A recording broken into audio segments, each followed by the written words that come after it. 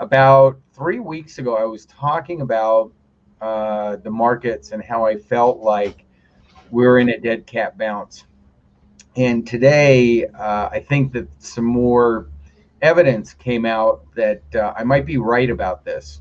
And what's happened is a whole slew of economists have put out a report that they feel that about 100,000 businesses will never open again.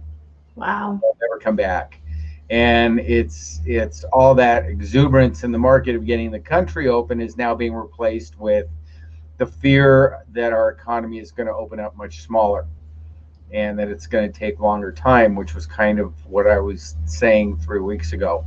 To watch out for that I didn't think that the markets were as quite as stable as everybody was getting excited about.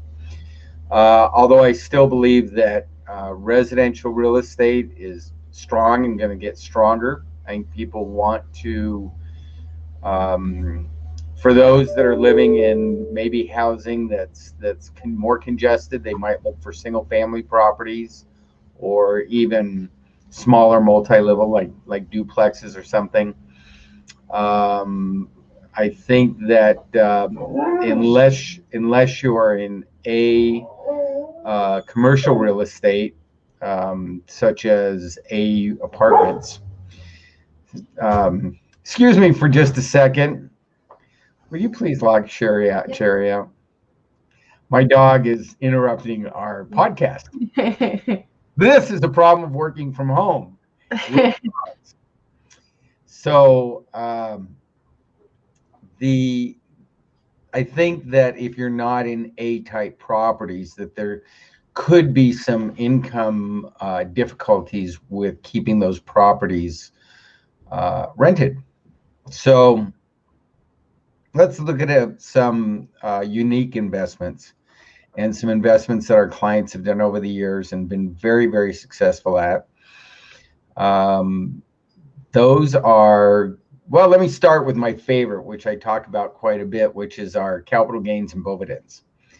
And capital gains and bovidens comes from a client who bought a cow several years ago. Gosh, I'm thinking it must be close to 8, 9 years ago now.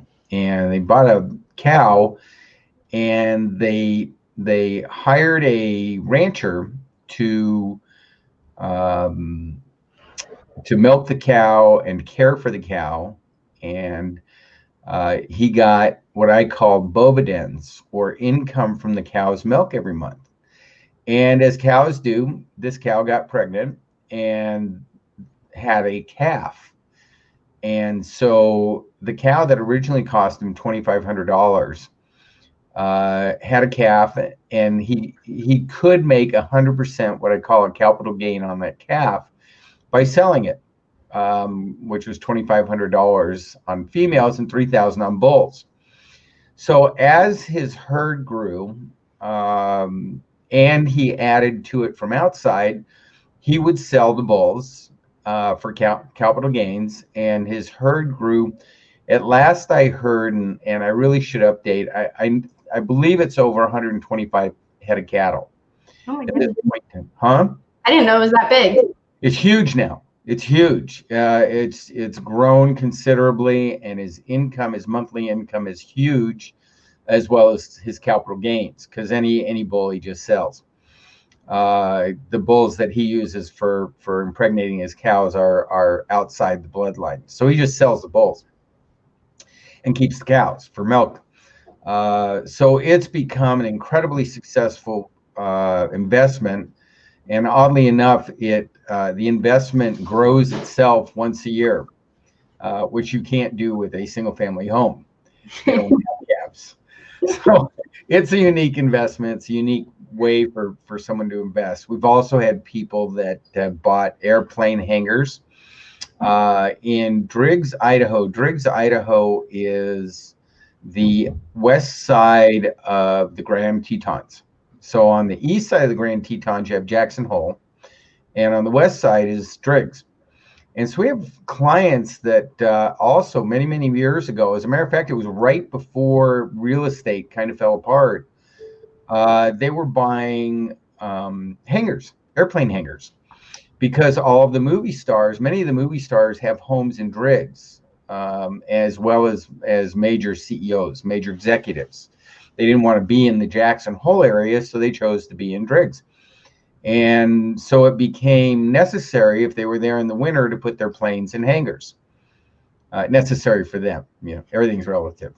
So, um, so we have a few clients that have done very well with renting hangars through the recession, through the growth of the economy, and still look at unique rental investments like that.